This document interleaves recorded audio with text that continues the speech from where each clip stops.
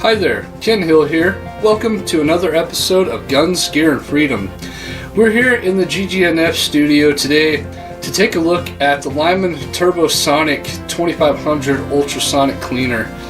Lyman is well known for manufacturing and producing several, products over the years that people use to reload and help them with their reloading endeavors. The Turbo Sonic 2500 Ultrasonic Cleaner retails between around $99 to $150 depending on where you purchase it.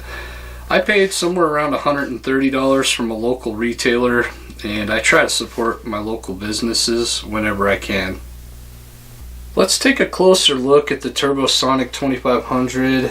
On the box it says that it cleans brass cases inside and out, including primer pockets, when used with Lyman's Turbo Sonic case cleaning solution.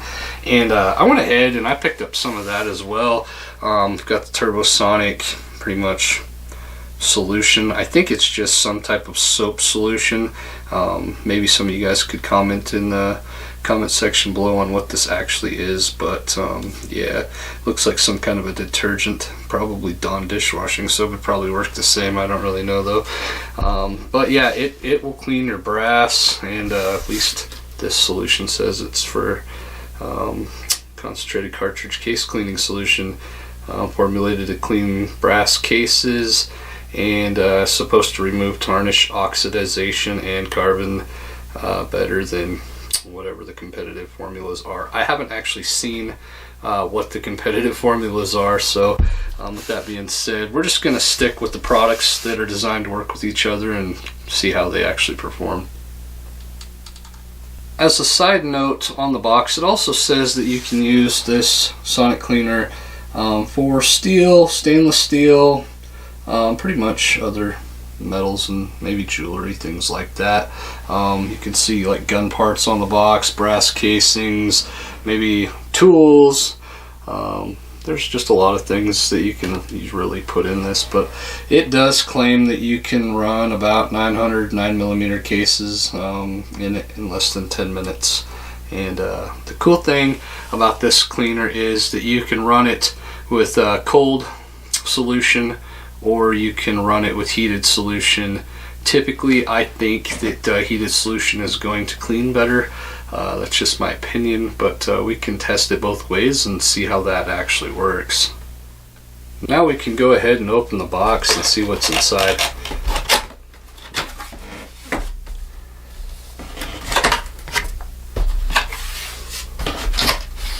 And inside it's wrapped up pretty much with plastic wrap, and we have some styrofoam there. Let's try to take this out. Might be a two-handed project, but we'll give it a shot here.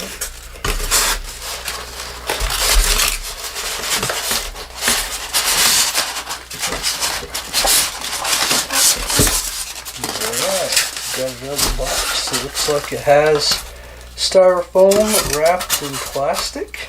I'm going to set those to the side. And yeah, it looks like it's wrapped up in a plastic bag. And then we have some things in the bottom of the box. Looks like a owner's manual, and I'm not quite sure what the plastic thing is. We might have to look at the owner's manual to find out. As you can see, it's still wrapped in plastic, and we have our owner's manual. We're going to go ahead and take it out of the plastic now.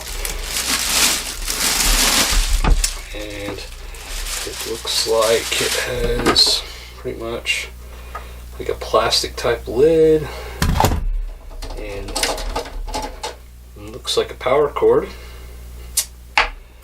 And then got a basket here to put your brass in,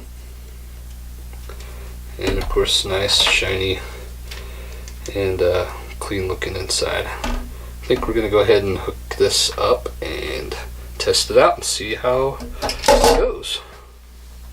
Let's go ahead and hook in the power cord. Looks like it's pretty simple to do. Just plug it in. Alright, and then we'll go ahead and plug that into our standard wall outlet.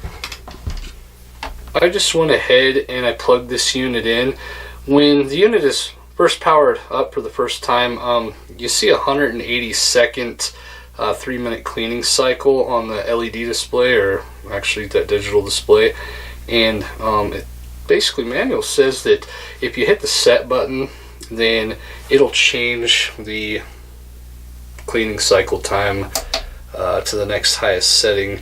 We have 280, and then the next one I think is going to be 380, 480, so on and so forth.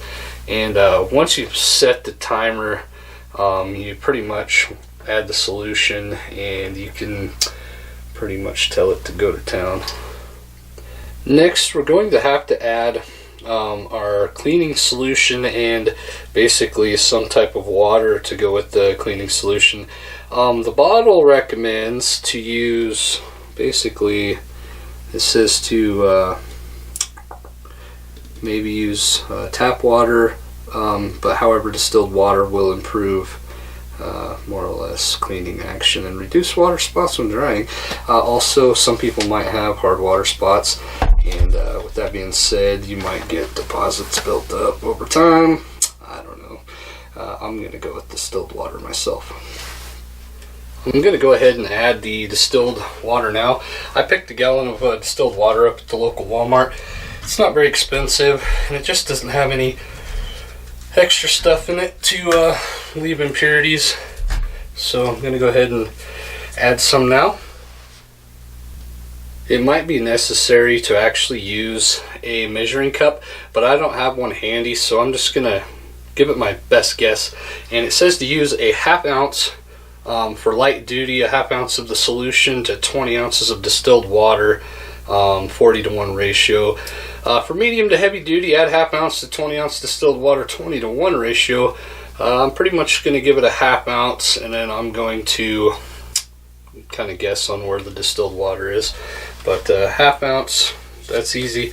On here it has measurements, so you can see how to do that. Anyway, I'm going to go ahead and add the solution and the water. Just a second, I have to get the lid off this thing. Alright, so we're just going to pour ½ ounce of cleaner in there. Hang on 1 second, I'm measuring it. A little more. Alright, should be enough cleaner solution. And then for the water, I'm going to go ahead and add, pretty much just going to guess on the water. If you want to measure it out, go ahead. I think the manual somewhere in there says that if you use warm water, it'll speed up the cleaning process if you decide that you want to use heat. And for these purposes, I'm actually going to try to clean some brass using no heat, and then I'm going to clean a different set of brass using heat and compare the two and see if there's any difference. Before we run anything in our sonic cleaner, it is recommended by the manual that you actually degas the solution. So basically, any gas in the solution, apparently according to the manual, makes the sonic waves less effective at cleaning the materials. So they recommend to run a cycle with the heat on and nothing in it. So we're going to go ahead and do that first, and then we'll add our brass.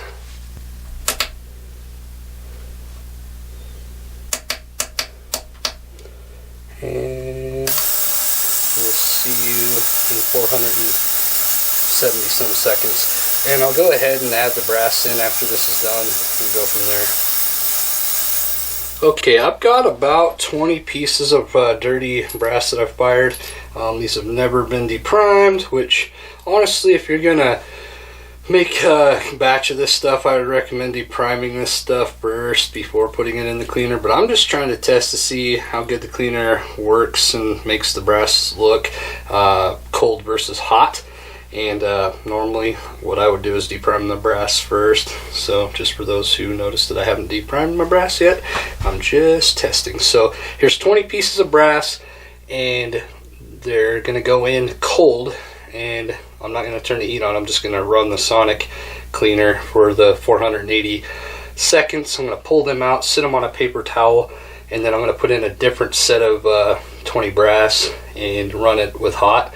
and pull them out after the 480 seconds and see which ones look better. In they go.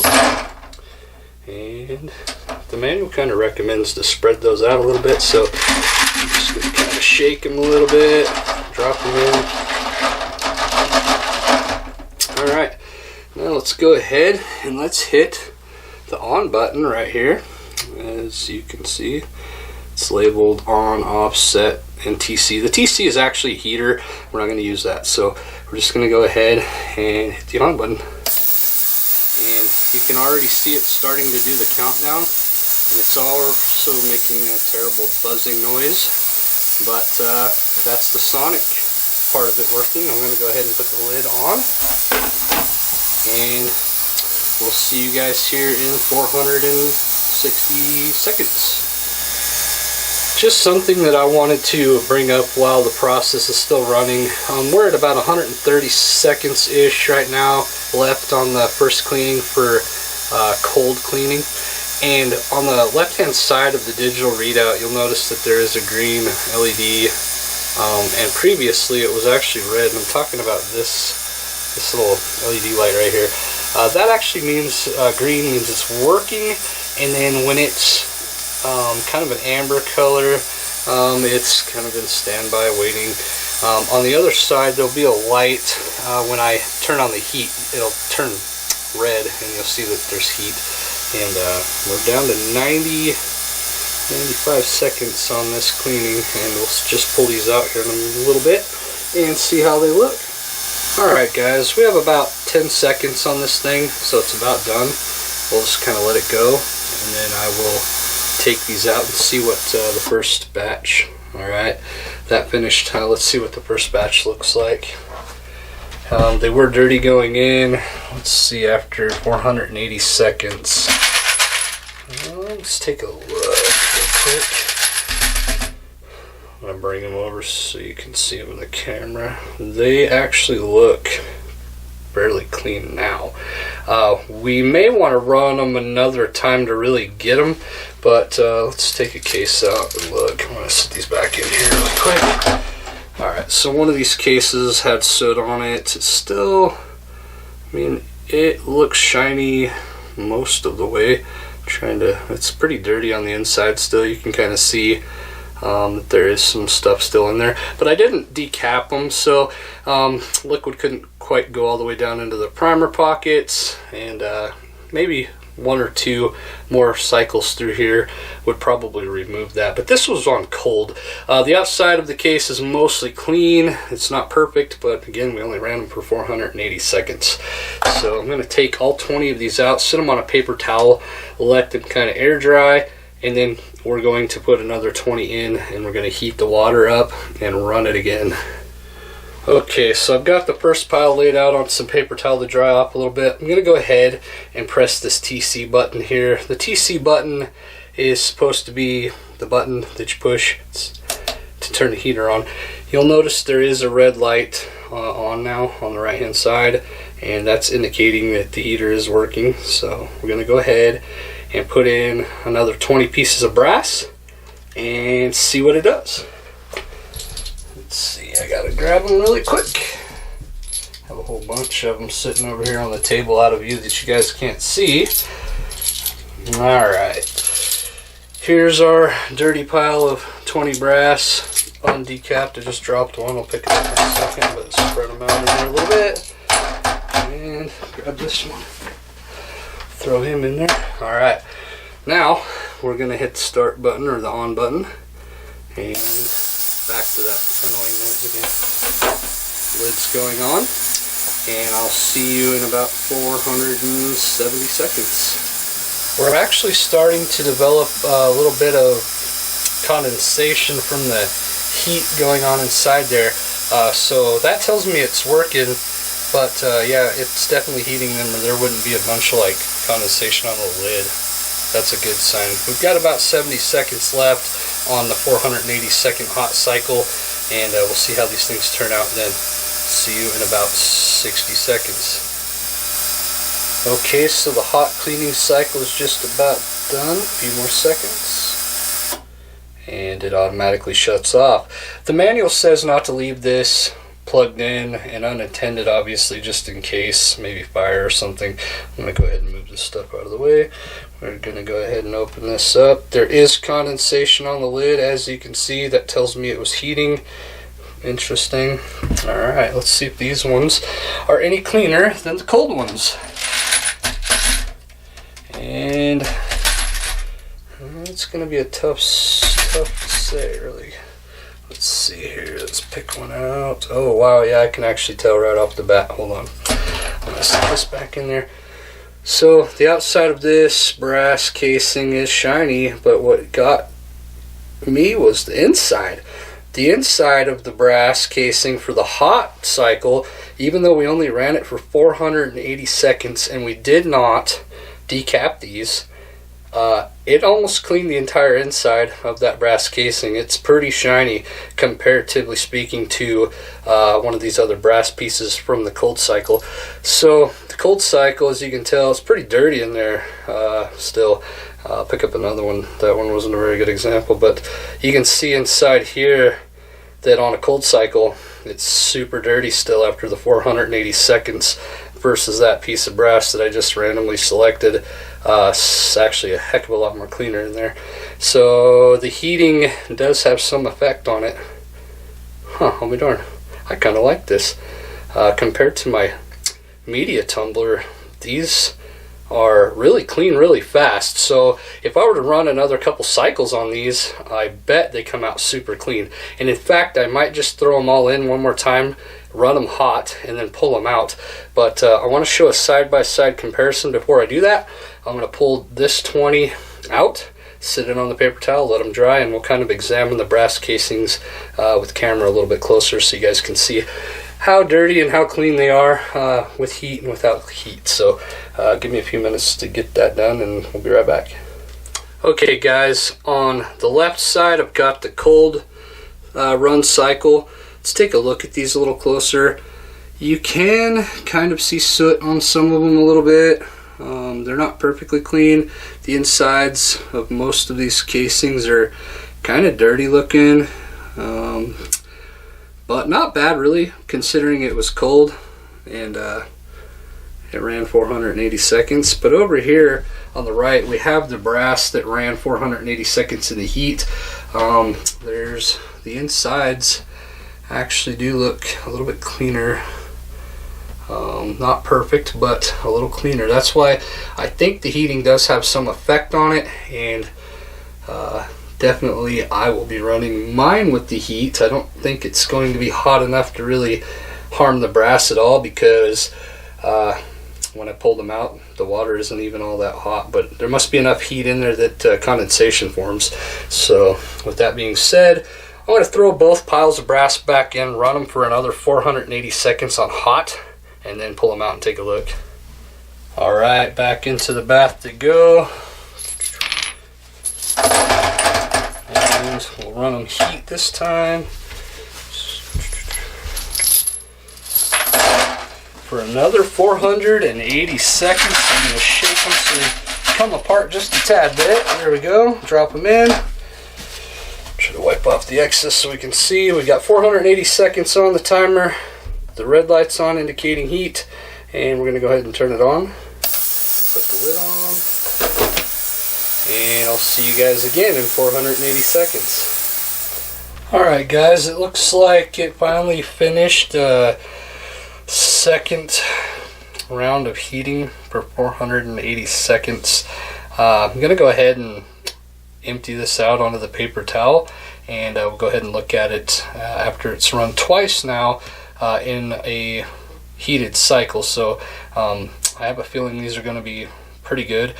Just can't see it because there's a lot of condensation on the lid, and but I do expect them to be fairly clean. So let's check it out. Give me a second to get those out of there, and we'll take a look. Okay, so we've went ahead and removed all the brass, and we've set them on the paper towel here, and let's take a look closer at them. The manual does say that you should rinse these off with some water after you're done. As you can see, there's actually some soap left inside of the casings, but you can also see that most of these casings, after being run through 2 heat cycles, they actually look pretty amazing. I mean, I have never had a tumbler do that good in that short of amount of time.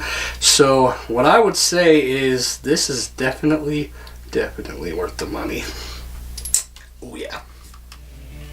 Well, now that we've got to see this unit in action, I must admit I'm quite impressed. The results really do speak for themselves. The brass came out really clean and shiny. What more can you ask for? Definitely it is better than, say, a tumbler. I've run a tumbler for years now and I've never had brass come out that clean, that quick. So that's definitely a bonus to have a sonic cleaner. It's just faster and it does a way better job in my opinion. This product definitely is worth the money. And if you're getting into reloading and you're looking for a way to make your brass really clean, that's the product. Get it. You're not going to regret it at all. In fact, even if it's a different brand, Sonic Cleaner in general is going to do you wonders. So with that being said, if you guys like my videos, please like, subscribe to my channel, share me around on social media like Facebook and Twitter. It helps me get the word out to other people that I'm producing content, and helps them out sometimes watching some of my stuff. So if you could do that for me, I'd really appreciate that. Thanks a lot for watching. You guys have a great day. Hey there, Ken Hill here with Guns, Gear, and Freedom. Today, we're out here at the range, and we've got us a Tippmann Armory 9mm Gatling gun. This video is made possible today by Snake River Arms. Check them out online at www.snakeriverarms.com.